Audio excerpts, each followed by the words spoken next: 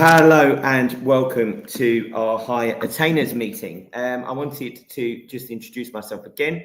I'm Mr. Kirby and this is Mr. Awechi, who will be passing over to very, very soon. So we're here today really to talk about High Attainers and what we are doing to support High Attainers at Lift Bexley Heath. Now, I want to say a very, very warm welcome to anybody who is joining our stream on High Attainers for the first time. Some of the information you're going to see today is some that's from last year as well, because that hasn't really changed. What is a high attainer, those sorts of things. What we're also going to be able to do, however, is to give you some updates and some information about what being a high attainer looks like at Lift Bexley Heath and the next steps that we've got in place. Okay, so I'm going to pass over to Mr. Awechi now, who's going to go through a little of what it means to be a high attainer. Thank you very much, and thank you for joining us. And we met last year when we initially started this, and I am glad it's really taken off very well. So we are still doing all we can to ensure that we bring out the best in our students. So like we mentioned last year, a high attainer is any student who in lessons and in assessments has demonstrated the knowledge and ability to potentially achieve top grades at GCSE. So we have identified in our school the high prior attainers using their CATs and their APS scores. However, they may not necessarily have high CATs or APS scores in reading and mathematics. They may exhibit the aptitude for an outstanding performance at GCSE, irrespective of their prior attainment. In other words, they come into us, and because of the good programs we have here, we set that child on a path to success. That child could potentially be a higher attainer. So in other words, we are trying to do everything we can to ensure that we close the gaps that they may have developed when they join us initially. So in a nutshell, that's who a high attainer is. The next question, I suppose, is going to be, how do you identify them here at Bexley Heath? Well, students who achieve an average point score of 110 and higher in reading and mathematics. They can also be students who achieve a CAT score of 110 and higher, and students who meet their, there might be other students who may not have met the previous criteria, that's the 110 and above. And of course, they may not have an APS score of 110 above, but they have consistently performed well across their subjects, including in English and mathematics. So like I said previously, we might find a student who works consistently hard, puts in all the effort. We then nurture that student by asking them to join the High Attainers Club. And that is where we ensure that they meet their expectations in not just mathematics and English, but across the other subjects. And so, why is it important that we identify high attainers? It allows us to give targeted support. So we don't want to be putting in all the effort in a child that already is excelling. It also helps us eliminate underachievement. So, like we say here, just because a child has passed is not enough to say that the child is doing very well. We want to understand by what margin the child is actually passing. We also want to encourage a growth mindset, and ultimately, we want all of our students to be successful beyond Lift Bexley Heath.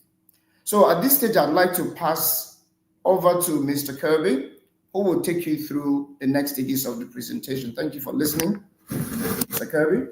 Yeah, so thank you, Mr. Owechi. So as Mr. Owechi has gone through there, students are identified as a high attainer, but largely because the largest group of that is because of their performance at Key Stage 2. So students who've done particularly well at English and Maths, and what we would expect from them, and that's why you've been invited to this presentation, is we would expect, and this would be nationally, that they would get some of the top grades at GCSE.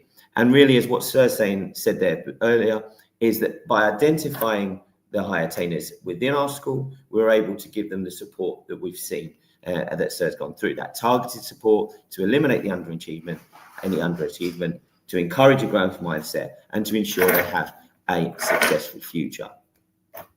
So a lot of what I've just explained, you will have seen before. And you will have seen that in the last one. So those of you who were part of the presentation last year, that hasn't changed, how students are identified. But what did last year look like for high attainers? So I want to then take some time to explain what morning masterclasses were. And we were super, super proud of them. And you can see a picture here of a morning masterclass being delivered by Miss Rebecca, one of the vice principals. What the morning masterclass did is it took a supracurricular topic. So, for instance, it's something that it goes beyond the normal Key Stage 3 or Key Stage 4 curriculum. So Miss Rebecca was talking about matters and states and how you warm things up, but she was linking it to cooking. What this meant was that the students were exposed to a topic, an area of study that is not necessarily something they would study every single time in science. It enabled them to open their minds and open their eyes to different ways of looking at things. Other topics that we studied in those morning masterclasses were things like language shifts, how language changes over time, the impact of history on language, the impact on history on the English language, so that the students were able to go away and really think hard. And I think that's one of the key things. How are we ensuring that the high attainers are thinking hard at all times? Another topic we looked at was to look at cryptic crosswords. Okay, so it's not all just academic stuff that we'd study in an exam, but thinking about cryptic crosswords, wordplay, making sure that they're identifying the puzzles they can see around them and pushing themselves and challenging themselves to create and build on that group growth mindset. In terms of the morning masterclasses, what we decided to do is we delivered them slightly differently to your regular, as we could say, classroom lesson. So they were delivered university style in the hall with about 25 minutes to half an hour of an expert delivering something that they have focused on. So it could have been something from university or something that is a part of their wider studies. Now, the morning masterclasses were absolutely a success. We were reaching on average 50 to 80 students per week. They were happening every week on a Wednesday from 8 to 8:30. And I'm going to revisit that because we're really, really excited to say that we're going to continue them and we're going to start again tomorrow. So I'm going to revisit that and what that looks like. Now, the other thing that we were really, really proud of, and I will revisit, is we spent some time working with outside partners. So this was a group of outside partners called the Brilliant Club. Now, the Brilliant Club, what they do is they're a charity, an organization that joins together people from further education. So this is people studying their PhDs or beyond, professors, who go into schools and they deliver seminar style, something that they're focusing on in their studies, real cutting edge study. And what they do is they take a group of students, they work with them over 4 to 6, sometimes to 8 sessions, where they deliver their content, but at an accessible level for students in Key Stage 3, Key Stage 4, and Key Stage 5. We were so proud last year that we had 3 groups of 14 students, one from Key Stage 3, one from Key Stage 4, and one from Key Stage 5, who were taught at a university level by PhD tutors. And you can see here that we've got one of the programs was about the impact of video games. Now, you might think, well, why are we talking about video games? But this is PhD level research about the impact of video games. Video games impact on the individual and on society. And what these students learned was all about the not just the idea of video games, but how to learn at a PhD level. At the end of that program, they then created a dissertation style answer, which was marked at university level, given grades like 2-1, first, or whatever that would be. And they were given university style feedback. This had helped them in their further studies at GCSE level about how to do things like citations and things like that, things that they might not learn until they get to Key Stage 4, Key Stage 5. We also had people who, so after they, after they'd written their dissertation, they were then invited to King's College London. And at King's College London, there was a graduation process. So what happened was that there was speeches. Somebody from the university was there. We got to deliver speeches as well about what they've learned on the program. Now, this is not just about learning about the topics. It's not just about learning about video games. And this is where we link to the morning masterclasses. It's about making sure that the children are learning beyond what they would learn in the classroom and really pushing their thoughts and their thought processes to get better at thinking. And that links to this idea of metacognition. So thinking about thinking, and that's something that we absolutely want to ensure that we're getting to, is talking to the children about thinking. Now, not everybody is going to be able to do every single intervention. And what I'm going to go through is some of the interventions. So we had opportunity for, as I say, about 32 students to be doing the Brilliant Club last year. That's not necessarily open to everybody. And what we are doing is selecting and targeting the support as we see it. Some of these things aren't going to go for all high attainers. Some of these things are open to everybody. But what we really need, and what we'll take your support on, is making sure that we're pushing the children to do the best they can do in every aspect, so that we make sure that we eliminate any of that underachievement. So, Mr. Kirby, if I may just jump in quickly. So I just wanted to pick up on what Mr. Kirby said regarding the people who can attend. Now, we might just find a student who really excels at sport. Now, the question is going to be, is such a student welcome? The simple answer would be yes.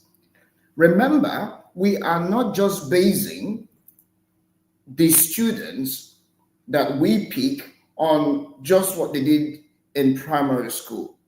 They're coming to secondary school, they come to us. We look at the effort they are putting in. We look at their success across board in their subjects. They will be in a position to improve further if they get the opportunity to be to attend the intervention that we are giving. We think this is important. I want to go back to the why. Now, we know we have students who come from very diverse backgrounds. We know students who are naturally gifted. We know other students who will put in the effort to get to where they need to be. What we don't want to lose sight of is the success that we expect them to have at the end of Key Stage 4. So the experience is, if we waited until they get to year 10 or they get to year 11, sometimes for a child, that experience may not be enough to give them the final push they need to get the type of grades that they really deserve. And so this is why we say that, yes, children may have come in from primary school with some kind of a knowledge deficit because we cannot be in control of what happened in their primary school. But once they get to us, we will put every effort in to ensure that they get to the place that they are meant to be. So this will be defined by the kind of grades that we expect them to get. So it's not enough for a child to say, oh, well, I got a grade 4, I passed English or I passed maths. We want to ensure that they get to the top of their grade. So we are talking about the grade 7s, the grade 8s, and the grade 9s. Thank you, Mr. Kirby. Thank you so much. Now, that really leads us on then. What does this year look like for high attainers? So again, we are going to ensure that there's booster clubs. So what we mean by that is myself and Mr. Owechi, we have different responsibility for high attainers. Myself, I have the responsibility for Key Stage 4 and Key Stage 5. It's actually year 10 and upwards. And Sir does year 7 to year 9. What we're going to make sure we do is that if a student is struggling in a certain subject, and if you've been invited to this meeting, that means that your child is a high attainer. So they have Sir and myself to look out for them to ensure that they're making the right amount of progress. So when we come to them and we suggest booster clubs, things like the Brilliant Club, where we have this wonderful opportunity of a university-style tutor. If we can get those opportunities for the students to boost their attainment, we need their support and your support in ensuring that that they take part in that. Because ultimately, as Sir said, if that support, okay, if we can support from year 7, 8, 9, 10, 11, 12, 13, then ultimately the student will get the outcomes that they deserve, okay? And it's about them engaging with those booster clubs. Now, in terms of outside partners, so I've mentioned one that we've got. We've been working with the Brilliant Club, and we're going to find more, okay? And what we're going to do is anytime we can get the outside partners to come in and engage with the students, we will. For instance, STEM in Action. So we're already working with STEM in Action, with a plan for the beginning part of next year, this academic year, but after Christmas, about something about STEM, which is the science and maths and engineering programs for Key Stage 3. So really pushing them to think about how they can bring STEM into their lives, okay, and how they can use STEM to build on all their knowledge from school. Now, after we've worked with booster clubs outside school, we're now thinking about what we can do within school. And that really starts with that bottom bullet point. It's the targeted teaching strategies. Okay, your student, your young person, your child is a high attainer. We will be expecting, and me and Sarah are driving this at the school, our staff, their teachers, to be pushing them to be the best that they can be in every single lesson. Okay, that might be through questioning, that might be supporting them in pushing themselves with the push yourself by changing the way of thinking. The last one that Sarah and I are going to do is following exams. We're going to make sure that we make contact with those students, okay, to see how we can best support them.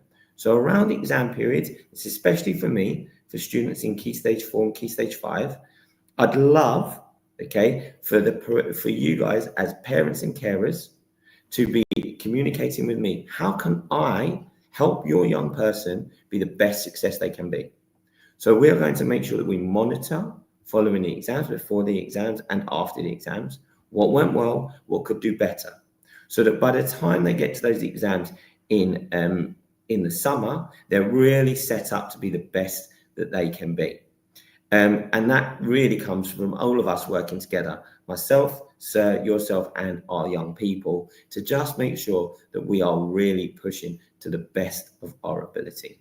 Thank you, Mr. Kirby. I also want to extend the invitation to you as parents, especially when we do any events that we have, such as this one. We want parents to participate. So one of them will be the master classes. Of course, we know it happens in the mornings, but we have our doors open if a parent would want to come and experience what a master class is, all they need to do is to communicate, contact myself or Mr. Kirby, and we will make a provision for them to visit and see for themselves what a proper master class is for the students. Now, Mr. Kirby has talked about the knowledge that our students derive from these experiences. It does not end there. We want to ensure that we build a cultural capital for them so that they can compete favorably with their counterparts elsewhere. We have at the back of our minds that the students who attend the Brilliant Club, the master classes, are the ones that have the best aptitude to go to a place like Cambridge or Oxford or other well-recognized universities. We want them to be there. But one of the hurdles that our students would face is where they get to interviews. If they hadn't, prior to attending those interviews at those universities, if they had not experienced what it is to be in a certain environment, having access to certain kind of information, having access to certain kind of knowledge, they will struggle to compete with their counterparts elsewhere from all over the country who are also hoping to have a place at a place like Cambridge or Oxford or any of the other universities. And so we really encourage parents, if any of you or carers would want to come in any of the mornings and see what we are doing, you will be very much welcome. Okay, thank you, sir. Now, in terms of our morning masterclasses, so like I said, we're going to start them tomorrow. So as Sir said, these are for the students, these are for the children. If we want to speak about what that provision looks like, we need to plan that in advance. However, tomorrow for the students, for the young people, from 8 a.m. to 8:30 tomorrow, I'm going to be delivering a masterclass on paradoxes. Now, if I could just take a moment to explain this, I've been really excited about doing this one because this is actually what I did for my university dissertation. I did a linguistics degree at UCL, which really focused on the philosophy of language and what language means. And I'm quite excited to start with that process of the liar's paradox, which is something that comes from logic, and then develop this idea of the paradoxes and where else the students can see paradoxes and investigate them for themselves. And again, I think it's a really good example of how we can push our children to think and learn more. So what I absolutely want you to do is to encourage your young person, when you speak to them tonight, to come in tomorrow from 8 a.m. They can come in the main gate, the gate. They'll come round to the hall where I'll be delivering a presentation. We'll start about 8:05 to let everybody get in. They'll come straight in, we'll do the register there, and then we can get on with getting some amazing learning done before 8:30. So the master classes will be running every Wednesday for at least 6 to 8 weeks. And really it is just about building that culture, as Sir says, of learning and wanting to learn as much as we can. So I'm going to be doing the first one tomorrow. So I absolutely encourage the young people to come. There's no obligation to come to every single one. If they come to one, they don't necessarily have to come to any more. But I would absolutely encourage them to come to all of them. But please say to the young people at home today, come in tomorrow from 8 a.m. And they can learn a little bit about the liar's paradox. And I'm really, really excited to sort of explain that to them and explain the thought process of paradoxes. I'll send a little reminder message to you this evening. Just if you're part of this, you've got a high attainment student, we absolutely encourage them to do that. The last one is really, we've said a lot about what it means to be a high attainer. We've said a lot about what we're going to do as a team, myself and Sir, to support the young people. And what I really wanted to bring forward is this bit of research that I found regarding the National Association for Able Children in Education. And what they did, and I shared this with people on this similar call last year, and thank you for coming back. It's about what intelligent, high attaining young people need from the people who look after them. He uses the word parent there, but I'm going to extend it to the people who look after them. And really here it is making sure that we trust our young people's judgment to make their own decisions. It's not this idea of pushing them in the right direction, but pushing them to open that door. And that really links to this idea of the masterclasses. We're not saying you have to go every single Wednesday, you must sit and all of this. It's open your eyes to this. Listen to this bit of research, listen to this bit of study. We are not here, I've said a lot about exams, Sir has too, because ultimately we want the children to make the right amount of progress. We're not putting too much pressure on. And really, when I said about exams, meeting before, meeting after, is really a diagnostic element of what can we do to help? What can we do to help? What can we help you, your young people, to be in a success? Ensuring that we've got the free time, the time to listen and talk, to listen to the people around them so that they can really process what they're going through. We want to make sure that you're supportive and encouraging. I'm sure you will be.